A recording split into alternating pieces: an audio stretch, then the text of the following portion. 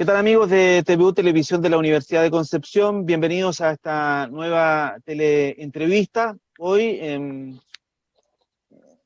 queremos dar una vuelta por el barrio, en el fondo.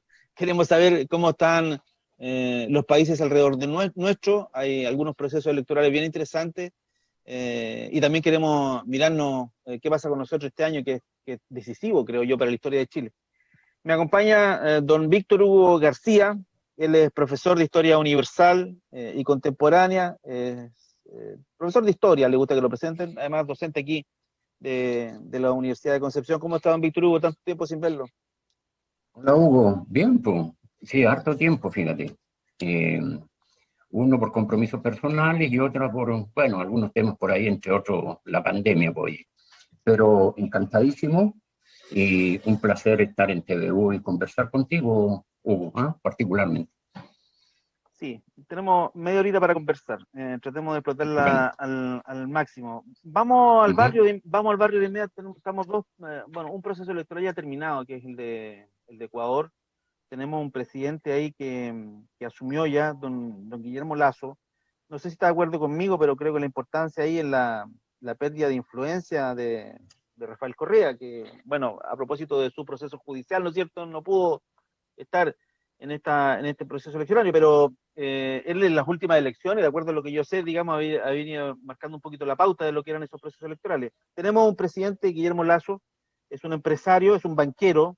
eh, Mm. no sé si se puede hacer un símil con lo que pasa en Chile y nuestro actual presidente, don Víctor. Sí, mira, lo primero, Hugo y telespectadores, eh, introducir, ¿no es cierto?, la conversación señalando que no son tiempos normales, ¿ya? Hay una disciplina en historia que se llama historia contextual, la escuela de Cambridge, que resalta mucho el hecho de que tienes que concentrar en la coyuntura, en el momento. No es lo mismo hablar de democracia, ¿no es cierto?, en 1800 que en 1970. No es lo mismo hablar de populismo, ¿no es cierto?, en la década entre guerras, periodo entre guerras, que hoy. Entonces, el contexto hoy es diametralmente distinto. Nos han dado vuelta el esquema de análisis. Eh, los parámetros se han corrido. Ya no puedes hacer y no debes hacer política de la misma forma. Y vemos algunos todavía por ahí, ¿no es cierto?, en eso. Entonces, lo que está ocurriendo en América Latina, en Sudamérica en particular, está en este contexto. Ya no es la misma forma de hacer política, de gestionar la economía. ¿Quién iba a pensar, no es cierto?, hace 2 años atrás, que la economía se iba a transformar todavía más aún en un elemento clave? Tú acabas de marcar un poquito el perfil de Guillermo Lasso, ¿no es cierto?, presidente electo de Ecuador. Se ha elegido a un hombre de derecha, a un hombre que representa un determinado perfil dentro de la sociedad ecuatoriana y en cualquier sociedad sudamericana. Eh, Vinculado a la banca, un hombre que quiere profundizar en la política liberal, que quiere flexibilizar, por ejemplo, la política laboral, que busca insertar a Ecuador más todavía en la economía mundial, etcétera, etcétera. En eso, evidentemente, hay algunos rasgos parecidos con nuestro presidente, pero yo creo que es hasta por ahí, todavía hay que darle un beneficio, ¿no es cierto? Está el beneficio de qué es lo que va a hacer Guillermo Lasso ya. Sebastián Piñera ya jugó su tiempo, ¿no es cierto? Sabemos qué es lo que está haciendo. Pero Ecuador ha optado por esa línea y un poquito rompiendo quizás la tendencia de lo que se podría esperar en otros casos, que en periodos de incertidumbre como este contexto, resaltan más las figuras que tienden a ser relativamente populistas o que representan ideas más sociales, que buscan acercarse más a la población. Un poquito más el momento de la izquierda, si tú quieres, ¿no? Hay otro factor que creo yo deberíamos meter en medio de esta conversación y es que el hecho de que Ecuador tiene una constitución nueva, o a lo menos un cambio constitucional importante el año 2008, y viene porque lo estuve investigando el tema, y la constitución anterior es de hace 10 años atrás, no me Sí. entonces, imagino que eso va a jugar un rol. Yo no sé si la constitución del 2008, producto de una asamblea constituyente que llamó Rafael Correa, digamos, le acomoda o no al actual presidente. Claro, mira, tú mencionabas, ¿no es cierto?, la pérdida de influencia del correísmo. Yo lo he llamado el correísmo chavista, ¿no es cierto?, porque es difícil separar la influencia de Hugo Chávez en todos estos movimientos de izquierda. Eh, Rafael Correa se declaró cercano a Chávez y estuvo alineado, ¿no es cierto?, en su política particularmente internacional y en la defensa de una forma de ver la economía y la sociedad. Entonces, eh, estos grupos, ¿no es cierto?, que buscan terminar, como ellos señalan, con el capitalismo neoliberal, muchas veces sin entender qué significa capitalismo neoliberal, eh, apuntan hacia estrategias constituyentes para crear un ordenamiento prácticamente nuevo. Ahora, eso es complicado porque de una u otra manera los estados reconocen su tradición constitucional. Y a propósito de lo que está ocurriendo en Chile, eh, la constitución del 80 recogió gran parte de la constitución del 25, así como esta recogió gran parte de la del 33. Y la constitución que salga, ¿no es cierto?, en 2 años y medio más, o 2 años, va a recoger gran parte de lo que tiene la constitución del 80. Entonces, claro, el chavismo, así como en Venezuela, ¿no es cierto?, Correa en Ecuador, Evo Morales en Bolivia, habían logrado avanzar, sí, en grandes cambios. Pero, a fin de cuentas, es considerar que una constitución te va a determinar todo. Aquí importan los liderazgos igual, importan los procesos sociales. Y evidentemente que Lazo, por ejemplo, si ve que su proyecto derechamente entra a colisionar con el ordenamiento constitucional, habrá que buscar formas para flexibilizar aquello. No es bueno caer evidentemente en los cambios constitucionales. Tú hablas de 10 años, 8 años, pues muy mal en eso. Dentro de todo Chile con sus problemas, ¿no es cierto?, tiene una tradición ya de probar 40, 50 años una constitución, como fuera Estados Unidos, ¿no es cierto?, que es un caso único prácticamente, que solo Una introduce sola, enmiendas, una sola. una sola, bien enmendada, pero una sola. Exacto. Entonces, evidentemente que va a depender de la fuerza política, Lazo no va a tener a mayoría en el Parlamento, entonces va a depender mucho de su liderazgo también y de su capacidad para generar alianzas políticas. Y eso va a complicar el cuadro, lo va a ralentizar y va a generar evidentemente la política de la negociación, ¿ya?, que es tan característica cuando tú no tienes una clara mayoría. Vamos al Perú, visitemos el Correcto. Perú. Tenemos ahí a Pedro Castillo, un dirigente sindical, digamos, asociado más bien a la izquierda tradicional, como conocemos nosotros la izquierda, digamos, y tenemos a Keiko Fujimori, que pasan a segunda vuelta. Don Pedro Castillo está con un 19%, Keiko Fujimori está con un 13%, harto poquito los porcentajes para pasar a segunda vuelta. Ahí, bueno, evidentemente el fenómeno de Keiko Fujimori evidentemente despierta más o llama más la atención, por lo que el apellido significa, supongo yo. Sí, y partir, fíjate, por el tema de la dispersión política. Aquí hay un muy buen ejemplo. Y entre paréntesis hubo Perú y Ecuador estados claves para Chile. Ecuador, un aliado tradicional de Chile, hemos estado más cerca de ellos. Perú es nuestro vecino, necesitamos un Perú estabilizado, necesitamos una Argentina estabilizada, necesitamos coordinarnos, ojalá marchar juntos en la medida de lo posible, para que el barrio esté más estable y tomándolo literal, ¿no es cierto?, que el barrio no se perturbe, que esté con cierta tranquilidad y que los vecinos vayan avanzando mejor, con un ritmo más o menos parejo. El caso peruano es un ejemplo de la dispersión. Si tú estudias, por ejemplo, si tú ves el tercero y el cuarto, vas a encontrar cifras del 12, del 10%. Entonces, el cuadro se complicó. Esto va a significar que en junio, ¿no es cierto?, en la segunda vuelta electoral, se tengan que establecer modificaciones de discurso, a lo mejor profundizaciones o moderación, para captar a aquellos que quedaron, ¿no es cierto?, a la saga en esta primera vuelta. Y Pedro Castillo, en este sentido, que no se le conoce mucho, pero que ha hecho una política silenciosa, una política no tradicional. ¿Eh? Es un hombre que tiene un arrastre en la base. Tiene un programa, Castillo, bastante fuerte para lo que ha sido Perú tradicionalmente. Hay que recordar aquí que Perú no ha tenido un proyecto de izquierda en los últimos años. ¿Eh? Alan García terminó gobernando en el fondo centro-derecha, Ollanta Humala, que fue el gran, la gran voltereta, ¿no es cierto?, con un discurso de izquierda, antiimperialista, etcétera, y después gobierna con una orientación de centro-derecha. Perú no ha tenido una experiencia de izquierda, y Castillo va fuerte en ese sentido. Habla de nacionalizar, habla, ¿no es cierto?, de controlar y si no suprimir el Tribunal Constitucional. Está con un planteamiento, podríamos llamar, anticapitalista y antineoliberal, clarito, directo.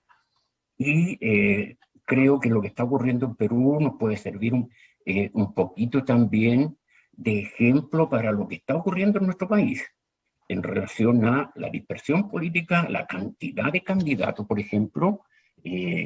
Estamos prácticamente con 20 candidatos, estuvimos en Perú, en Chile ya llevamos una cifra parecida, parece, debemos estar cerca de los 15 aproximadamente, y con discursos parecidos en los posibles futuros candidatos, ¿no es cierto? Sí, hay tal vez alguna diferencia que hacer mención, no sé si me sigue. Perú sí, sí. En el año 2020 tuvo 3 presidentes de la República, y si bien es cierto, nosotros el año pasado, o el año 2019, muy complicado con el estallido social, el año 2020, muy complicado con la pandemia, no hemos tenido 3 presidentes de la República. No sé si eso explica en parte o nos hace ver a nosotros el futuro un poquito mejor, digamos. Sí, yo creo que sí, fíjate, sin caer en chauvinismo, tal como lo señalamos en clase, ¿no es cierto? Uno tiene que ser muy frío en los análisis, pero afloran las diferencias, aunque uno no quiera, aunque tú no quieras, Hugo, se menciona. Entonces, el gran problema de Perú es la inestabilidad político-constitucional. Hay una estabilidad económica. Perú tiene crecimientos económicos bien fuertes. Ha superado a Chile en crecimiento económico. Mira mucho nuestro país en una posición, fíjate que es bien interesante, ve los errores que comete Chile y como ellos van prácticamente 8 o 9 años atrás en la implementación del sistema, después sabe que no tiene que ir por ese camino y toma otro rumbo. Pero su gran debilidad es político-constitucional y de ahí los temas de pobreza todavía, de ahí los problemas de migración. Recordemos que en un momento la oleada de migrantes en Chile era peruana. ¿Ya? Hay un grado de estabilización, hay inversiones de empresarios chilenos en Perú. Entonces, su gran problema es la debilidad del sistema de partido, es el hastío, la molestia con los políticos tradicionales. Ojo con ese punto. Yo creo que ahí hay que poner un acento también en relación a lo que ocurre en nuestro país. La fortaleza institucional de Chile, tanto política, fíjate lo que voy a decir, fortaleza política de la institucionalidad política, más la potencia de la institucionalidad económica, lo hacen funcionar como una especie de piloto automático, a pesar de la debilidad de ciertos presidentes, Michelle Bachelet en su segundo periodo, Sebastián Piñera en su segundo periodo.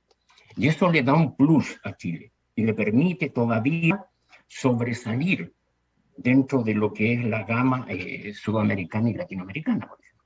Pero estaremos con las reservas, supongo yo, de lo que usted acaba de señalar, porque hemos gastado ya nuestra cuenta de ahorro. Bueno, vamos a Chile de inmediato entonces. La pregunta que tenía preparada, bueno, ya un poco la respondió, pero ¿en qué nos parecemos y en qué nos diferenciamos con Perú y con Ecuador? ¿Algo de eso responde usted con lo que acaba de señalar, con esta especie de reserva que tenemos? Sí, y lo otro, fíjate, a pesar de todo, la capacidad para llegar a acuerdos, eso no lo hemos perdido. A lo mejor pierdes más o no ganas tanto como tú quisieras, pero se negocia. Lo que resultó, ¿no es cierto?, en el derrotero del actual camino institucional es un muy buen ejemplo. Tienes instrumentos políticos que te permiten también direccionar los acuerdos que de una u otra manera te obligan, las existencias de mayoría. Entonces, eso nos hace diferente. Lo otro, que nuestro país generó una política de ahorro, Hugo. Y eso hay que resaltarlo, hay que enseñarlo, incluso en los colegios, en formación ciudadana.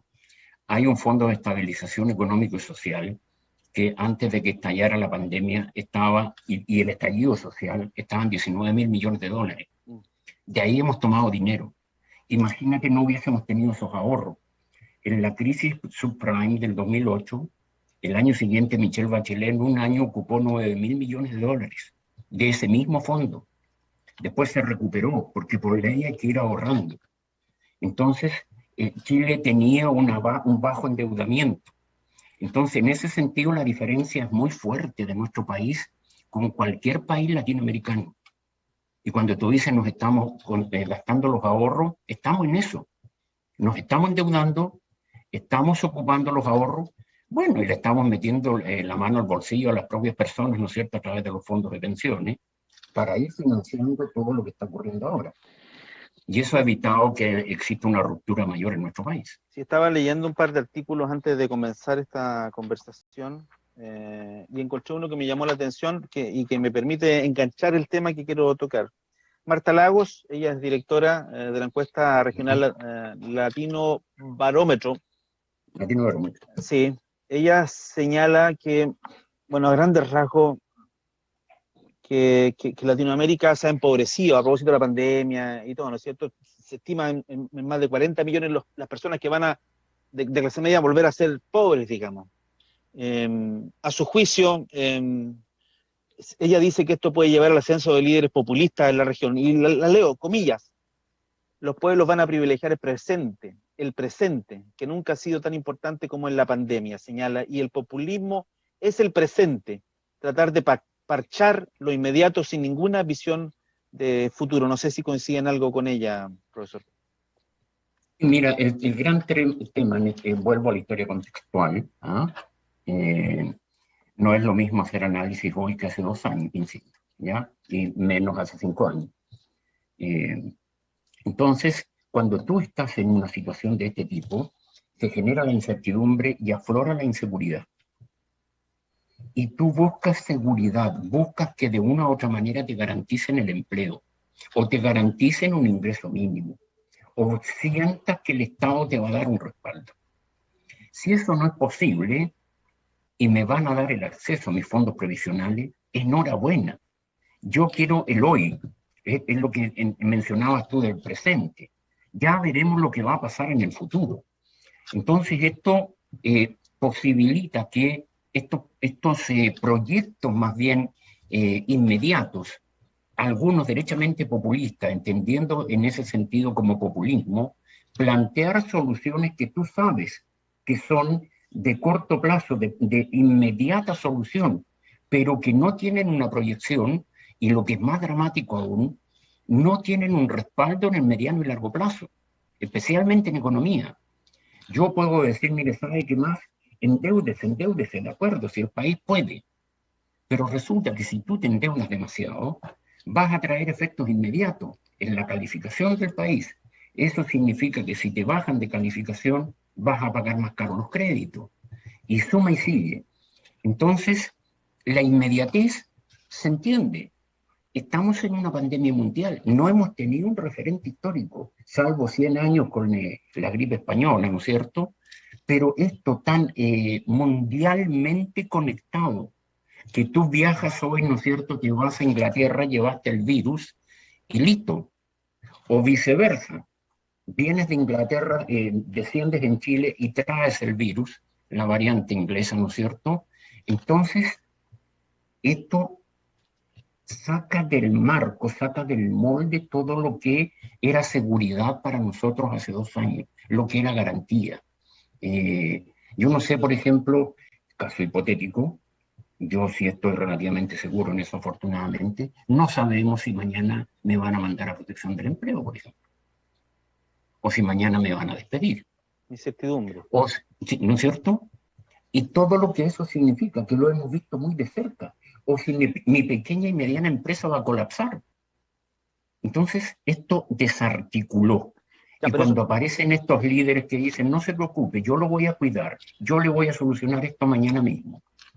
ya, pero que eso se transforma, se puede transformar no en una intención de voto, sino en voto, porque uno dice, no, yo la, apoyo, porque me da solución, pero a la hora de votar ahí en la interna, en la Cámara Secreta, imagino que se hace una mínima reflexión y entenderá que determinados lenguajes no son los adecuados, determinadas ideas son pan para hoy, hambre para mañana, en fin, o efectivamente podemos llegar con un presidente eventualmente con un discurso populista.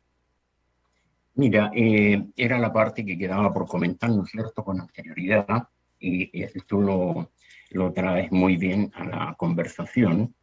En ese sentido, nuestro país tiene una malla social que le permite un cierto nivel de estabilidad, de racionalidad, de tender a la moderación.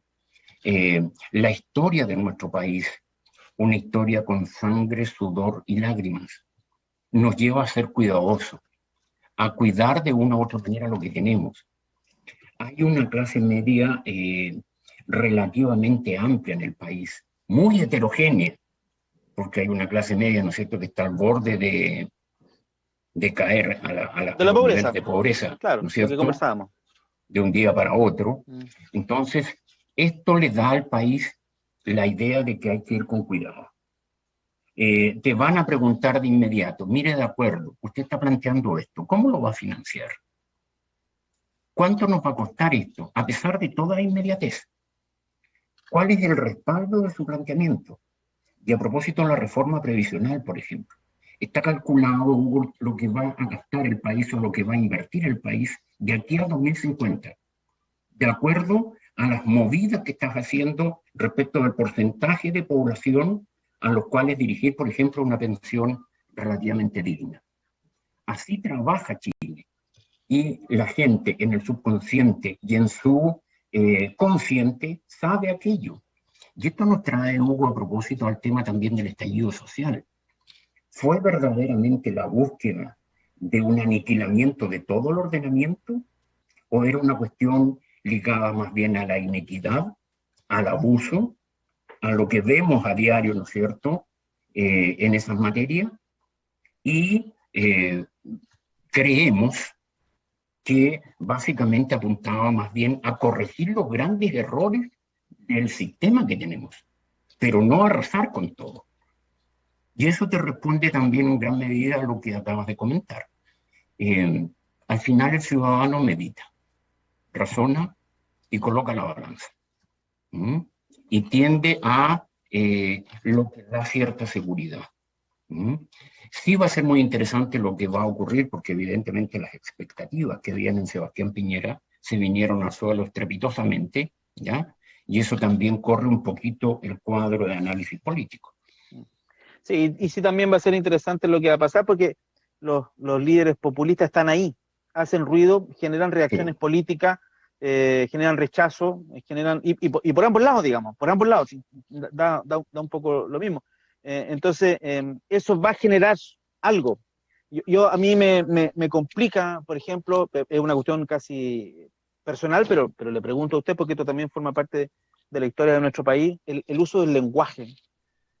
El uso del lenguaje de pronto, a mí me choca, porque siento que no se respeta, digamos, y cuando siento que perdemos el respeto ya no tenemos mucho más que hacer. Sí, mira, ese es un tema clave. La democracia, ¿no es cierto?, se iba construyendo con base económica, tener un ingreso, se iba construyendo con alfabetización, ¿ya?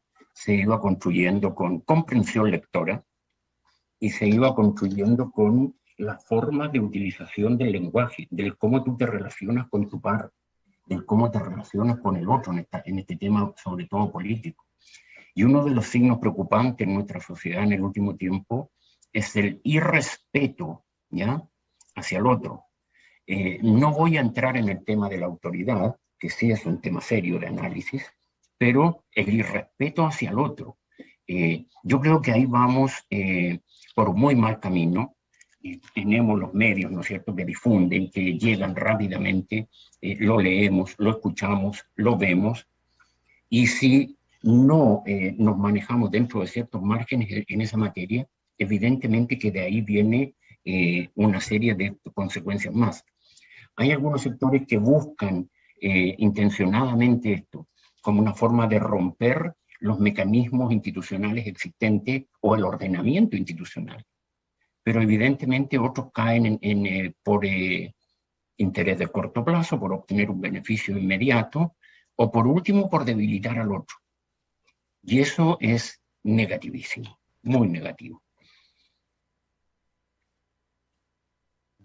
Un exceso de individualismo, eso no es un problema en Chile, por supuesto.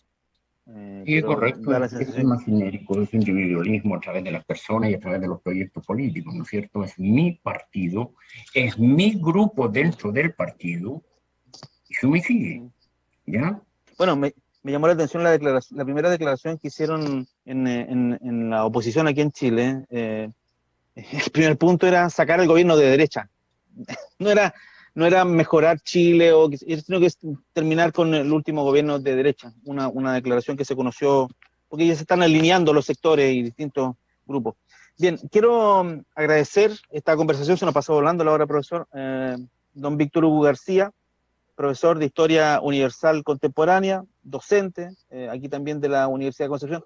Ha sido una conversación muy entretenida. Yo confío en Chile, su destino. Sí. Ojalá que la gente efectivamente, ojalá que la gente se informe, para eso estamos nosotros, ojalá que la gente escuche, lea, ojalá que la gente cuando vaya a emitir su voto lo haga pensando por lo mejor en Chile. Muchas gracias, don Víctor Hugo García. No sé si quiere hacer alguna reflexión final en torno a la pandemia en particular, que, bueno, a todos nos ha tocado muy duro. Sí, Hugo, mira, también muy grato de la conversación. Es bueno evidentemente reflexionar indistintamente quién lo haga, ¿ya? Y en ese sentido TVU sigue fiel a su impronta y a su perfil, y enhorabuena por ello. Yo también confío mucho cuando le digo a mis estudiantes, miren, confíen también en el sistema político chileno, confiamos en Chile, que siempre se las arregla para llegar a algún entendimiento, termina predominando la cordura. Creo que va a surgir una constitución que evidentemente sea un marco para nuestro trabajo político, social y cultural y en general futuro, que las elecciones van a ir bien. Sin embargo, me preocupa un elemento, Hugo, y lo quiero dejar sobre la mesa para futuras conversaciones, es el tema de el interés por ir a votar. Si la gente verdaderamente va a ir a votar, ¿ya? Indistintamente de la pandemia. Y respecto del tema de la pandemia, bueno, son aprendizaje, hay que seguir dando una vuelta al rol que desempeña el Estado en esto, aparte de los liderazgos. Hemos redescubierto la utilidad del Estado cuando se utiliza bien, racionalmente y al servicio de las personas. Hemos redescubierto el mérito de nuestro sistema de salud, así que esos temas hay que ir de salud pública, hay que ir retomándolos, y en ese sentido Chile tiene una memoria histórica y una tradición histórica que nos hacen tener un cierto grado de tranquilidad. Muy bien, muchas gracias, profesor. Nos encontramos en una próxima